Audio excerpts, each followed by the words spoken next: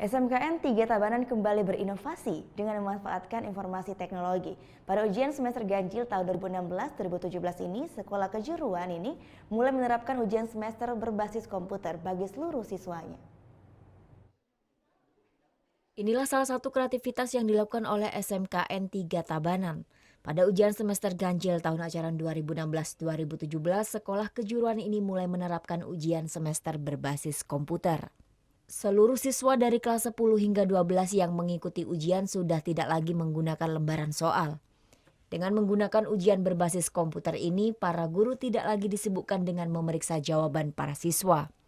Karena nilai ujian sudah langsung terlihat setelah siswa selesai mengerjakan soal. Dalam waktu 60 menit, siswa harus mengerjakan sebanyak 50 soal dengan rata-rata waktu 1,2 menit setiap soalnya. Siswa juga tidak memiliki kesempatan untuk bekerja sama dengan teman, sehingga siswa dituntut untuk benar-benar memahami setiap mata pelajaran. Dari saya sendiri punya inisiatif bagaimana seperti YEL kita, slogan kita adalah inovatif, kreatif. Kemudian kami langsung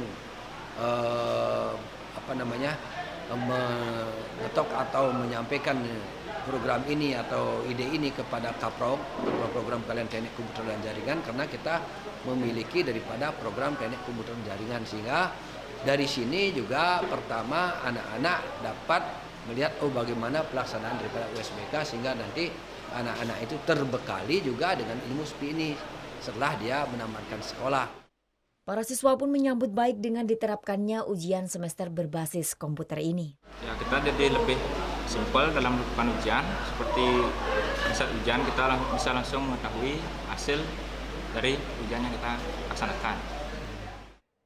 Menyiasati keterbatasan perangkat komputer yang ada, yakni hanya tersedia sekitar 142 perangkat komputer, sedangkan jumlah siswa yang mengikuti ujian sebanyak 1.076 siswa, SMKN 3 Tabanan sudah mulai menggelar ujian semester 1 minggu lebih cepat. Ujian semester ini sendiri akan berlangsung hingga 3 Desember 2016. Siswa dibagi menjadi beberapa shift sesuai dengan kelasnya. Sementara siswa yang belum mendapatkan jadwal ujian tetap belajar seperti biasanya. Pihak sekolah pun sudah menyiapkan sejumlah UPS dan genset untuk mengantisipasi bila terjadi pemadaman listrik. Surya Sanjaya melaporkan untuk NET.